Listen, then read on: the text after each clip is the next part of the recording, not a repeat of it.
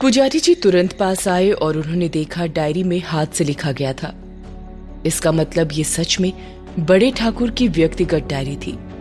लेकिन सुमेर दुविधा में था कि वो अपने बाबा की व्यक्तिगत चीज ऐसे कैसे देख सकता है। सुमेर ने तुरंत वो डायरी बंद करके वापस उस ड्रॉ में रखते हुए बोला, पुजारी जी, ये बाबा की डायरी है। हो सकता है इसमें कई ऐसे राज हो जो बाबा किसी को ना बताना चाहते हो, या कोई ऐसी चीजें लिखी हुई हो जो बाबा के अलावा और किसी को नहीं मालूम चलनी चाहिए। तो ऐसे में मैं उनकी डायरी कैसे देख सकता हूँ? पुजारी जी ने उसे समझाते हुए कहा, लेकिन हो सकता है सुमेर बाबू की इसी में हमें कोई मदद मिले। और इस वक्त गांव पर आई मुसीबत के बारे में सोचिए। लाइए मैं देखता हूं। लेकिन सुमेर वो डायरी तुरंत पुजारी जी के हाथ से लेते हुए बोला, नहीं पुजारी जी, हो सकता है इसमें हमारे परिवार की भी बहुत सारी चीजें लिखी हुई हो जो आपको नहीं जानना चाहिए। सुमेर के इस रूखे बर्ताव से पुजारी जी बोले, ठीक है, जैसा आप चाहे, लेकिन आप तो देखिए। सुमेर डायरी की तरफ देखता हुआ बोला, ठीक है, लेकिन सिर्फ एक बार। हाँ ठीक है, पुजारी जी ने सहमति से कहा और सुमेर ने धीरे से वो डायरी खोली और पन्ने दर पन्ने पलट कर देखता रहा और फिर एक पन्ने पर आकर रुक गया और पुजारी जी से बोला, पुजारी जी ये देखिए मुझे क्या मिला। इस पन्ने पर हमारे काम की बात है। सुमेर की बात से पुजारी जी की आंखें चमक उठी और वो उस डायरी में झांक कर देखने लगे। उस डायरी में बड़े ठाकुर सज्जन सिंह की लिखावट थी और लिखा हुआ था, आज शाम देर तक देवदत्त और गिरधर बैठे रहे और हम बंजारन से लड़ने के तरीके ढूंढते रहे। देवदत्त को वशीकरण में कुछ वक्त लगेगा, लेकिन उससे पहले हमें उस मुसीबत को रोकना जरूरी है। इसलिए अब हम गिरधर के बताए उपाय से उसे तत्काल रोकने का प्रयास करेंगे। देखते हैं क्या नतीजा निकलता है। उस पन्ने को पढ़कर सुमेर ने पुजारी जी से पूछा, देवदत्त का जिक्र तो कई बार सुना है, लेकिन ये गिरधर कौन थे? और इस डायरी में बाबा ने कौन से उपाय का जिक्र किया है? पुजारी जी अपने दिमाग पर जोर डालते हुए बोले, गिरधर, ये नाम कुछ सुना सा है। हाँ, जहां तक मुझे याद आ रहा है, गिरधर महाराज आपके पिताजी और गुरु देवदत्त के एक खास मित्र हुआ करते थे। हालांकि मैं उनसे कभी मिल नहीं पाया हूं, लेकिन मैंने एक बार गुरु देवदत्त के मुंह से सुना था कि गिरधर महाराज को इस शक्तियों और विद्याओं के बारे में बहुत ज्ञान था और दूर दूर से लोग उनके पास इस तरह की समस्याओं के समाधान के लिए आया करते थे। और जहां तक मुझे याद आ रहा है, गुरु देवदत्त को वशीकरण में कुछ वक्त लग रहा था और तब तक बंजारन का कहर चरम पर पहुंच चुका था। ऐसे में बड़े ठाकुर ने गांव वालों को कुछ चीजें बताई थी जिससे कि उससे कुछ समय के लिए बचा जा सके। हो सकता है इस डायरी में जिस उपाय की बात की गई है ये वही हो और ये उपाय उन्हें गिरधर ने बताए हो। और पढ़िए, क्या पता हमें भी कुछ उपाय मिल जाए। पुजारी जी के इतना कहते ही सुमेर ने डायरी के 2-3 पन्ने और पलटे, लेकिन आगे उसमें उन लोगों के काम की कोई खास बात नजर नहीं आई। सुमेर ने उस डायरी को बंद करते हुए कहा, बस आगे इसमें ऐसी कोई चीज नहीं है जो हमारे काम की हो और मैं इस डायरी को ज्यादा देखना नहीं चाहता। पुजारी जी बहुत परेशान नजर आने लगे थे क्योंकि वो जिस उम्मीद से आए थे वो टूट रही थी। उन्हें समझ नहीं आ रहा था कि वो क्या करें। सुमेर उस डायरी को बंद करके वापस उसी टेबल के ड्रॉअर में रखने लगा, लेकिन तभी उसे डायरी के बीच से कुछ निकलता हुआ दिखा। पुजारी जी, इसमें कुछ और भी है। सुमेर की बात से पुजारी जी के मन में उत्सुकता जागी और उन्होंने जल्दी से कहा, देखिए शायद कुछ जरूरी हो। सुमेर ने हाँ में सिर हिलाया और उस लिफाफे जैसी चीज को बाहर निकाला। सुमेर उस लिफाफे को उलट पलट कर देखकर बोला, ये तो बहुत पुराना लिफाफा लगता है, शायद इसमें कोई जरूरी कागजात होंगे।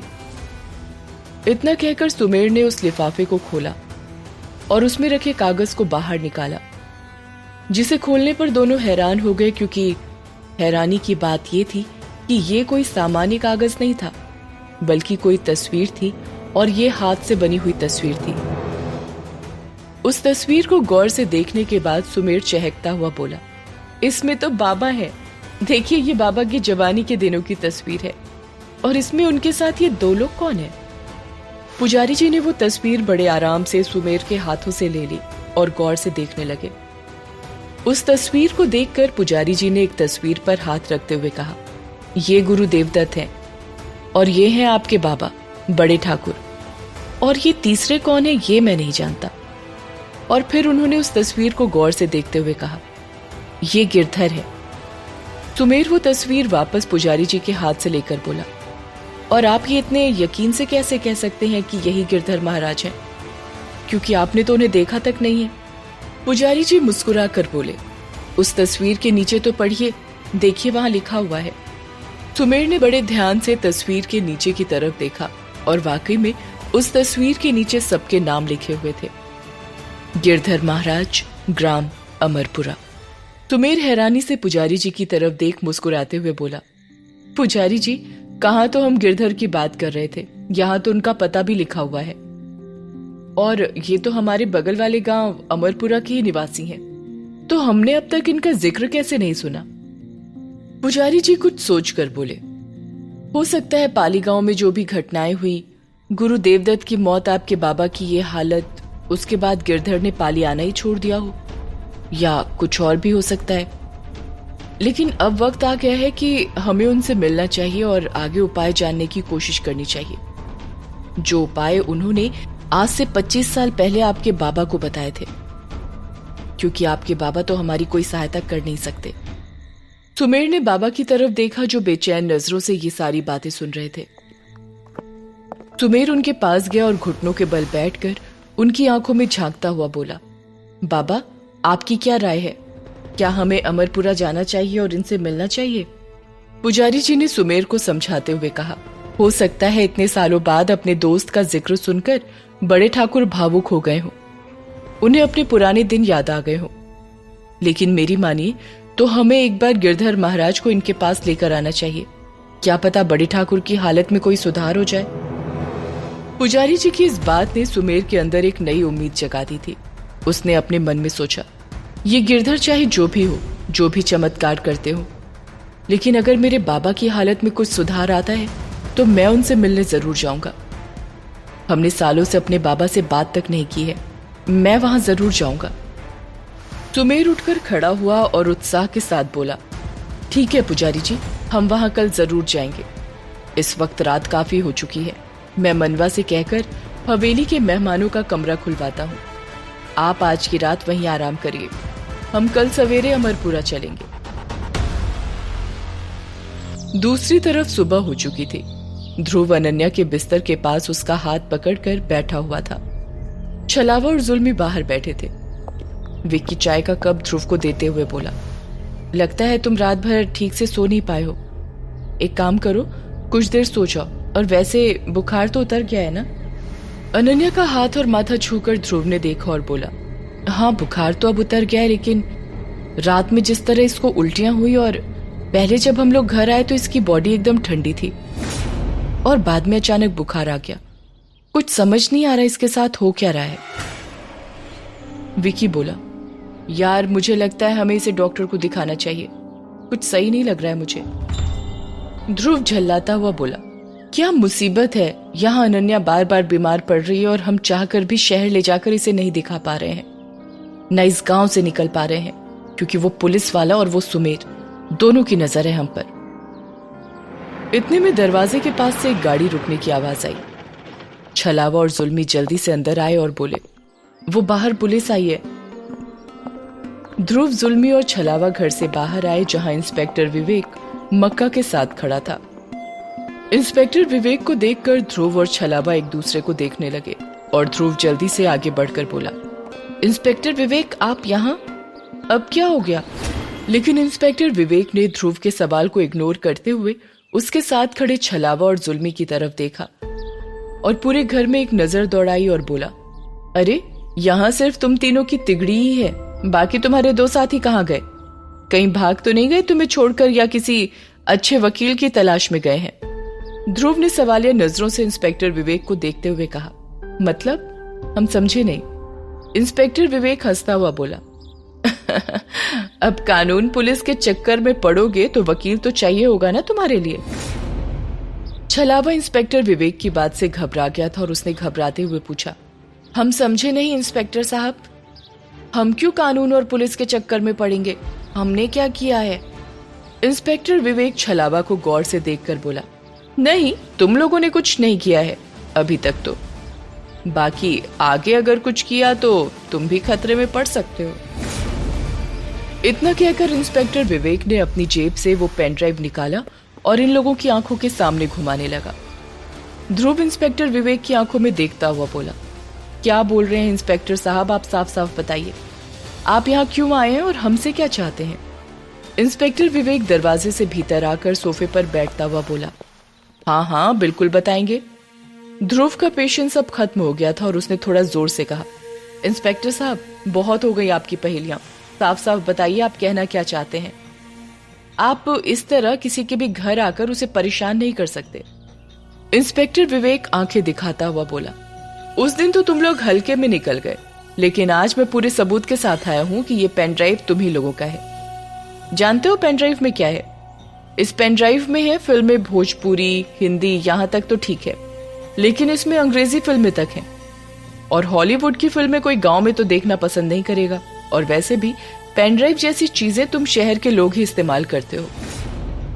ध्रुव 2 मिनट के लिए तो खामोश रहा, फिर ताली बजाते हुए बोला, इंस्पेक्टर साहब आपको कुछ फिल्में मिली, उस बेसिस पर आप हमें गुनहगार कह रहे हैं। अभी आपने क्या कहा, हमें शहरी लोग? तो सोचिए जरा, शहरी लोगों के पास मोबाइल भी होगा, लैपटॉप भी होगा, और अगर हमें फिल्में देखनी होगी तो हम अपने मोबाइल या लैपटॉप पर देखेंगे। चलिए ये छोड़िए, ये बताइए पेन ड्राइव में आपको कौन सी भोजपुरी फिल्म मिली, उसका नाम क्या है? मक्का याद करते हुए बोला, वो थी रखवाला, रिक्शा वाला, देवर बड़ा सतावेला और। ध्रुव हंसते हुए बोला, वाह ये तो बहुत अद्भुत फिल्में हैं। अब हमारे ऐसे दिन आ गए हैं कि हम क्या बोला, देवर सतावेला, ये देखेंगे। अरे थोड़ा तो अपना दिमाग लगाइए। ध्रुव की बात पर मक्का धीरे से बोला, साहब ये बात तो ये लोग बिल्कुल ठीक कह रहे हैं। ध्रुव की बात पर गौर करके इंस्पेक्टर विवेक ने वो पेन ड्राइव उठाया और उसे अपनी जेब में रखता हुआ बोला, तुम्हारी ये दलील किसी काम की नहीं है। मैं तुम्हें यहाँ सिर्फ सावधान करने और ये देखने आया था कि कहीं तुम लोग गांव से भाग तो नहीं गए। यहाँ से कहीं भागने की सोचना मत, हम जल्द ही गुनहगार तक पहुंच जाएंगे, या यूं कहो कि हम पहुंच तो गए ही हैं, बस एक सबूत और गुनहगार सलाखों के पीछे। चलो मक्का। इतना कहकर इंस्पेक्टर विवेक अपने हवलदार को लेकर वहां से चला गया। इंस्पेक्टर के जाते ही छलावा ध्रुव की तरफ देखकर हैरानी से बोला, इंस्पेक्टर पागल है क्या? बिना किसी सबूत के, बिना किसी गवाह के यूं ही किसी के घर में घुसकर हमें परेशान करने लगा। ध्रुव छलावा को शांत करते हुए बोला, रहने दे, उससे अपना काम तो ढंग से हो नहीं रहा है, इसलिए वो हमें परेशान कर रहा है। जब वो पेन ड्राइव हमारा है ही नहीं और हमने कोई कत्ल किया ही नहीं, तो हमें डरने की कोई जरूरत नहीं है। इंस्पेक्टर के जाते ही विकी बाहर आया और बोला, ध्रुव आ जाओ, अनन्या उठ गई सोकर। ध्रुव, छलावा और जुल्मी तीनों अंदर आए। उन्होंने देखा अनन्या बिस्तर पर बैठी हुई थी, वो ठीक दिख रही थी। ध्रुव उसके पास बैठकर उसका हाथ अपने हाथ में लेकर उससे बोला, तुम ठीक तो हो ना? अब कैसा लग रहा है? ध्रुव के इतने प्यार से पूछने पर अनन्या के होठों पर मुस्कुराहट आ गई और उसने धीरे से कहा, ध्रुव मैं बिल्कुल ठीक हूँ, मेरी वजह से तुम लोगों को परेशान होना पड़ा। ये क्या बकवास बातें कर रही हो? ये सब छोड़ो, मुझे लगता है तुम्हें फ्रेश होना चाहिए, तो तुम्हें ज्यादा अच्छा लगेगा। ध्रुव की बात पर अनन्या जैसे ही अपने बिस्तर से उठने की कोशिश करती है तो उसके मुंह से एक दर्द भरी आवाज निकलती है और वो बोली, मेरे पूरे शरीर में दर्द हो रहा है, ऐसा लग रहा है किसी ने मुझे बहुत मारा हो। पता नहीं क्या हुआ था कल मेरे साथ, मुझे अच्छे से याद भी नहीं आ रहा है। ध्रुव अनन्या को वापस बिस्तर पर बैठाते हुए बोला, बैठो बैठो बैठो, तुम्हें थोड़ी और आराम की जरूरत है, और आज मैं तुम्हारे लिए गर्मा गर्म चाय और ब्रेकफास्ट बनाऊंगा। तुम्हें एनर्जी और फ्रेश होने की जरूरत है, और पुरानी यादें छोड़ो, हम कुछ नई यादें बनाएंगे जो पुरानी वाली से ज्यादा अच्छी होंगी। क्या कहती हो? ध्रुव के इस फ्लर्ट अंदाज पर अनन्या मुस्कुराकर तिरछी नजर से ध्रुव की तरफ देखती रही और बोली, वो सब ठीक है, लेकिन अभी बाहर से आवाज कैसी आ रही थी? ध्रुव मजाकिया अंदाज में बोला, अरे मैं बताता हूँ, वो इंस्पेक्टर फिर से आया था, वही पेन ड्राइव लेकर। बोलता है कि इसमें कोई भोजपुरी फिल्म है, देवर सतावेला, ऐसी फिल्में हम लोग देखते हैं। ध्रुव की बात सुनकर विकी, अनन्या और छलावा सब हंसने लगे, लेकिन जुल्मी के मन में कई तरह के सवाल चल रहे थे। उसने बड़े ही गंभीर तरीके से बोला, लेकिन एक बात और है, ये भी तो जरूरी नहीं कि वो पेन ड्राइव जिसकी हो वो कातिल हो। जुल्मी की इस बात पर सब सवालिया नजरों से उसकी तरफ देखने लगे।